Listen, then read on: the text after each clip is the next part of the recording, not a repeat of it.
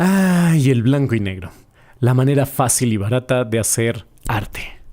¿O será realmente arte el blanco y negro?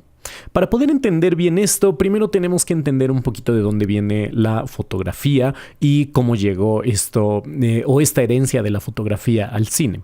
Cuando la fotografía empezó, todo era en blanco y negro. No había manera de poder estar captando fotos en color. Conforme fueron avanzando los años y fue avanzando la tecnología, entonces pudieron desarrollar rollos especiales para poder estar teniendo color.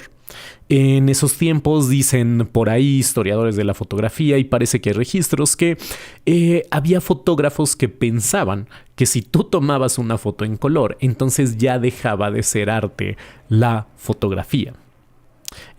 Actualmente nosotros estamos acostumbrados a estar viendo todo en color y de hecho nosotros vemos en color, a menos que seas un perro y estés viendo este video, pero nosotros vemos todo en color, en los celulares, en las televisiones, en nuestras tabletas, en donde sea, todo está a color.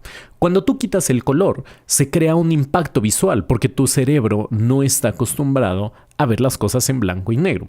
Creo que esta es la primera razón por la que las personas pueden pensar que automáticamente algo en blanco y negro es arte. Entonces, porque normalmente tenemos las fotografías clásicas en blanco y negro y además tenemos que admitir que el blanco y negro es un recurso bastante usado, es un recurso artístico como para estar dando más impacto visual o, en efecto, para estar haciendo cine de arte, aunque no siempre, ¿no? O sea, digo, esto es una generalización y creo que se ha choteado un poco. Pero bueno, para poder entender bien qué es esta onda del blanco y negro y cómo nos afecta, tenemos que entender un poco más también sobre el color entonces. El color, y esto es algo muy interesante, al menos yo no lo había pensado así hasta que hace muchos años escuché una entrevista con Steven Spielberg, el buen Spielbergo, que cuando él estaba hablando de la lista de Schindler, una de sus películas, él decía que el color como tal es algo bello en sí mismo. Él decía, el color es bello. Si tú tienes algo en color, automáticamente tienes algo bello. Que esto es una afirmación, creo, un poco debatible, pero bueno, eso es lo que decía Steven Spielberg en esta entrevista que había visto. Y entonces dice que él decidió quitar el color de su película, porque como era una película del Holocausto, él quería que fuera algo de verdad así como terrible y horrible, ¿no? Entonces, él dice que por eso decidió quitar el color, porque él no quería que hubiera nada bello en su imagen. Otra de las cosas, y no me acuerdo si él lo mencionaba, él creo que en esa entrevista también decía que entonces el color podía ser un distractor. Y lo que sucede es que de hecho, a ver, si el color es algo bello, el color de hecho puede ser como la parte importante de una imagen que tú estás viendo. Puede ser que el color sea como que el sujeto o que al menos juegue un impacto o que juegue un papel muy importante en las películas. Y ya hemos visto en algunos otros videos, por ejemplo, como algunos directores de repente usan los colores como para estar simbolizando algo. Guillermo del Toro es un ejemplo. Y bueno, un montón, ¿no? El Padrino, por ejemplo. El señor Don Francis Coppola, cuando él dirigió El Padrino, él utilizó el recurso del color naranja y en particular creo que siempre utilizaba una naranja. Cuando iba a suceder algo así como que muy dramático, muy importante, él metía una naranja en una escena anterior o en un par de escenas anteriores. Y eso era como que la señal de que algo rudo iba a suceder. Entonces el color puede tener un papel muy importante en las cosas. Puede servir a lo mejor como una distracción o se puede volver una distracción, por ejemplo, si tú tienes colores como muy saturados, muy feos o una paleta de colores que no está equilibrada, entonces se puede volver algo que te está distrayendo de la escena o de lo que deberías de estar viendo. Cuando nosotros quitamos el color, algo que sucede muy interesante en el cerebro es que con lo único que te quedas es con la forma. Porque cuando tú estás viendo cosas en color, el cerebro está procesando en color y es todo un mecanismo muy interesante esta cuestión de la percepción del color. Y no estoy hablando de sandeces así de que si el naranja va a hacer que te dé de comer y cosas por el estilo, sino de una parte más técnica en la que uno percibe el color en base a los colores complementarios y cosas así como que bien raras, y dependiendo de los colores que tú metas, tú puedes estar generando como ilusiones ópticas, puedes estar haciendo ilusiones de cosas que parece que se están moviendo, de cosas que parece que son más grandes o más pequeñas que otras, o puedes estar alterando la percepción de los tonos. Entonces, cuando tú quitas toda esta información que el cerebro tiene que procesar, con lo único que te vas a quedar va a ser con la forma de tu imagen.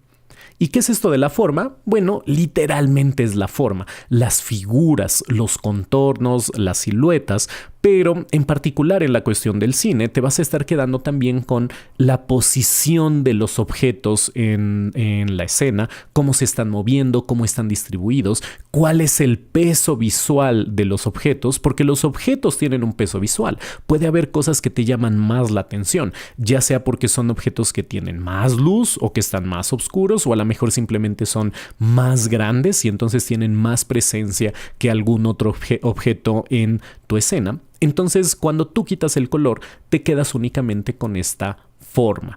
Y en la forma, bueno, obviamente también se incluye esta cuestión de la iluminación. Entonces, si tú tienes una imagen como mediocre, pues se va a notar. Y se va a notar bastante, sobre todo para alguien que ya tiene, como que ya se está fijando más en estas cosas, se va a notar muchísimo si tu iluminación es mala, si tu composición es mala, ¿no? Si tus figuras son malas, entonces se va a notar.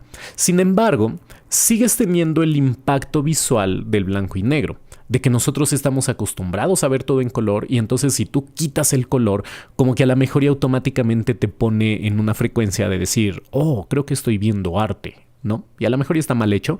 Sin embargo, alguien que no se está fijando mucho en estos detalles, puede ser que su percepción cambie. Y por eso es que algunas veces se considera esto como un recurso muy barato y de hecho, mea culpa, yo lo he llegado a usar en algunas fotografías. De repente la luz no estaba tan bien o tenía como que cosas que estaban muy sobreexpuestas, tenían demasiada luz, o a lo mejor y los colores no estaban chidos. Esto pasa mucho en los conciertos. Entonces, una manera de enmascarar esas faltas es así como que voy a pasar esto a blanco y negro, y entonces ya no se va a notar tanto y me deshago del color. O a lo mejor una luz dura que no se ve tan bonito en color podría ser que en blanco y negro se ve mejor. Le meto mucho contraste y digo, oh sí, es como una foto muy ruda, ¿no?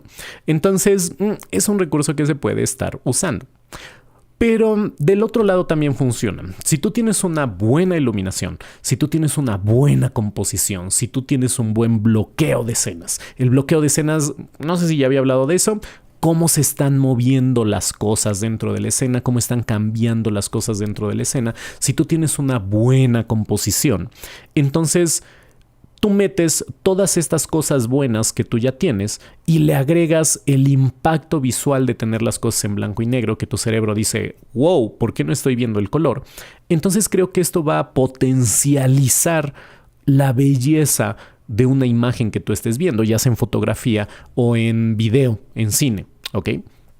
Entonces, creo que esta es una de las razones por las que las personas pueden llegar a pensar que el blanco y negro automáticamente se vuelve arte, porque quitas esta cuestión del color, te quedas con la forma y entonces puedes tener como una cierta asociación, quizá errónea, de que el arte está en blanco y negro, porque era lo clásico, era lo que antes estaba. Los grandes fotógrafos que se nos quedaron o que nos dejaron el legado de la fotografía clásica, pues estaba en blanco y negro. Entonces puede ser que automáticamente piensen que están viendo arte, o puede ser que están viendo una buena imagen, que están viendo algo que está bien armado, una escena que está bien hecha, y entonces esa potencialización con el blanco y negro los hace inmediatamente como que decir, wow, esto es arte de muy alto nivel.